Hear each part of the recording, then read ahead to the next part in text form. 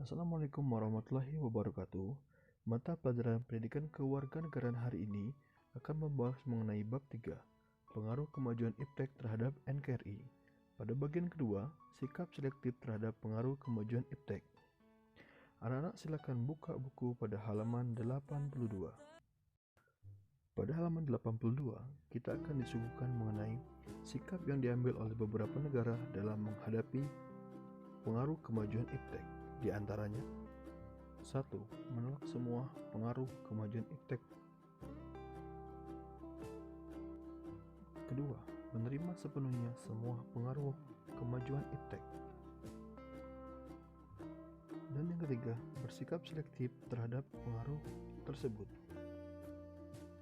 Dari ketiga sikap tadi, manakah sikap yang diambil oleh Indonesia? Ya, Indonesia mengambil sikap selektif dalam menghadapi pengaruh kemajuan iptek. Tahukah kalian apa filter pengaruh kemajuan iptek di Indonesia?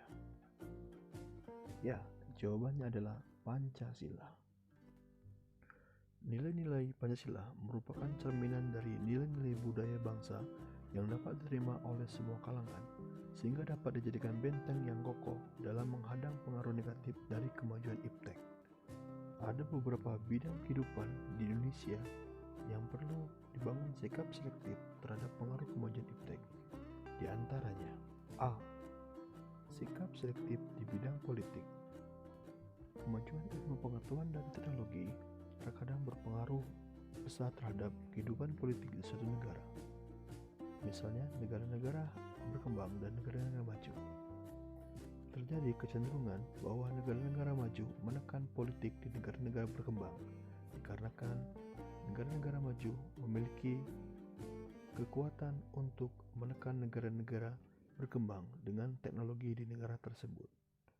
Oleh sebab itu, Indonesia menerapkan paham demokrasi Pancasila.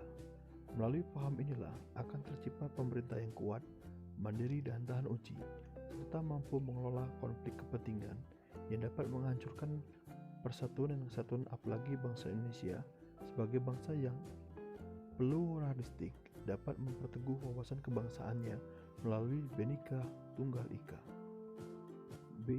Sikap selektif di bidang ekonomi. Sama halnya pada bidang politik, bidang ekonomi juga mendapatkan pengaruh dari kemajuan iptek. Negara-negara maju cenderung menekan negara-negara yang berkembang dalam bidang ekonomi. Misalnya, negara-negara maju tidak memberi kesempatan untuk mengembangkan ekonomi di negara-negara berkembang. Negara berkembang seperti Indonesia hanya dijadikan objek yang hanya bertugas melaksanakan keinginan-keinginan dari negara maju. Keberadaan lembaga-lembaga ekonomi dunia seperti IMF, Bank Dunia, dan WTO belum sepenuhnya memihak kepentingan negara-negara berkembang. Dengan kata lain, negara-negara berkembang hanya mendapat sedikit manfaat. Hal tersebut dikarenakan ketiga lembaga tersebut selama ini selalu berada di bawah pengawasan pemerintahan negara-negara maju. Akibatnya, semua kebijakan selalu memihak kepentingan-kepentingan negara maju.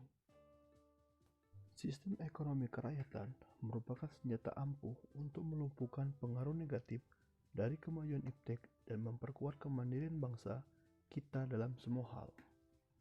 Untuk mewujudkan hal tersebut, kita perlu memperkuat sistem ekonomi kita di dalam kancah ekonomi dunia.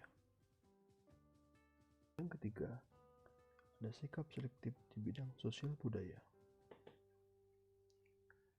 Dalam bidang sosial budaya, kemajuan iptek telah membawa pengaruh dalam perilaku yang ditampilkan oleh setiap masyarakat.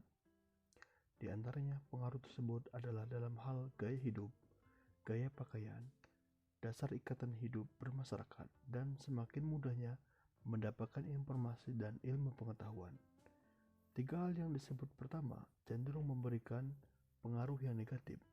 Oleh karena itu, kita harus membentengi diri dengan nilai-nilai yang selama ini sesuai dengan kepribadian bangsa Indonesia, yaitu nilai-nilai Pancasila.